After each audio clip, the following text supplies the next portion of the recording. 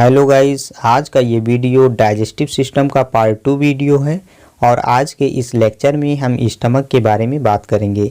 Part 1 में हमने GI tract के बारे में, कुछ इंपॉर्टेंट टर्म्स के बारे में और डेंटल फार्मूला के बारे में बात किया था।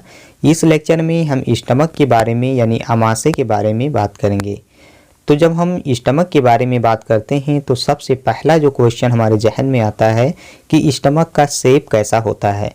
तो स्टमक का जो शेप है ये जे शेप्ड स्ट्रक्चर होता है, यानी जे आकार की एक संरचना होती है। इसकी लोकेशन की बात की जाए कि आखिरकार ये हमारी बॉडी में कहाँ पे पाया जाता है, तो ये upper left portion of abdominal cavity, जो हमारी एब्डोमिनल कैविटी होती है उसके ऊपरी लेफ्ट पोर्शन में पाया जाता है। स्टमक में बेसिकली दो स्फिंक्टर पाए जाते हैं, दो वॉल पाया जाता है।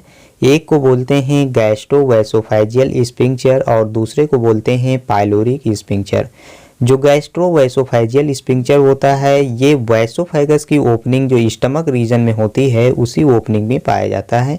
यानी हम कह सकते हैं कि regulate the opening of oesophagus into the stomach, यानी स्टमक के अंदर जो वैसोफेगस की ओपनिंग होती है उसी को ये रेगुलेट करता है।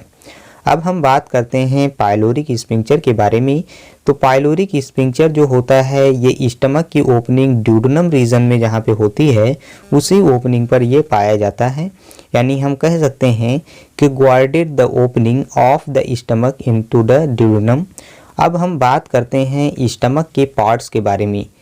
स्टमक को बेसिकली 4 पार्ट्स में डिवाइड किया जाता है। एक को बोलते हैं फंडिक रीजन और दूसरे को बोलते हैं बॉडी या फिर मेन सेंट्रल रीजन और तीसरे पोर्शन को बोलते हैं कार्डियक पोर्शन। और इसी कार्डियक पोर्शन में वैसोफेगस ओपन होता है, यानी इन विच वैसोफेगस ओपन। और जो लास्ट पार्ट होता है उसे पाइलोरिक पोर्शन के नाम से जानते हैं। अब हम डायग्राम के थ्रू स्टमक के अलग अलग पार्ट्स को समझने की कोशिश करते हैं। तो ये जो डायग्राम है ये स्टमक का डायग्राम दिखाया गया है और इसमें जो सबसे ऊपर एक ट्यूब लाइक स्ट्रक्चर, एक पाइप लाइक स्ट्रक्चर दिख रही है, इसे वैसोफेगस के नाम से जानते हैं।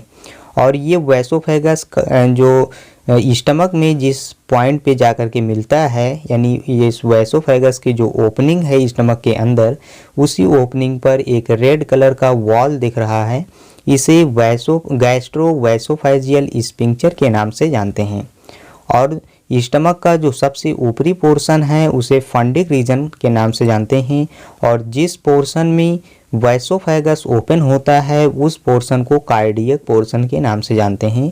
और स्टमक का जो पूरा पार्ट है मेन सेंट्रल रीजन है उसे बॉडी या फिर मेन सेंट्रल रीजन के नाम से जानते हैं।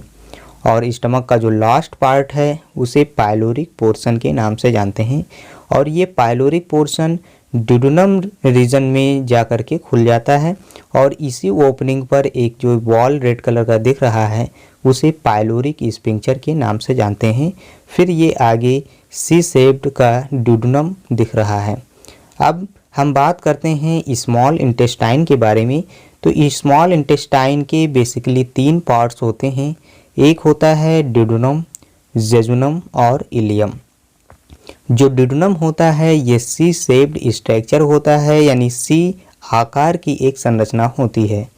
जेजुनम ये a long coiled middle portion होता है, यानी एक लंबी क्वाइल्ड मिडल पोर्शन बीच का एक पोर्शन होता है। और इलियम जो है ये हाईली क्वाइल्ड स्ट्रक्चर होता है। इस स्मॉल इंटेस्टाइन के पार्ट्स को याद करने का एक ट्रिक भी है जिसे DJI यानी DJI निमोनिक से हम इसे याद कर सकते हैं। D for duodenum, J for jejunum और I फॉर इलियम।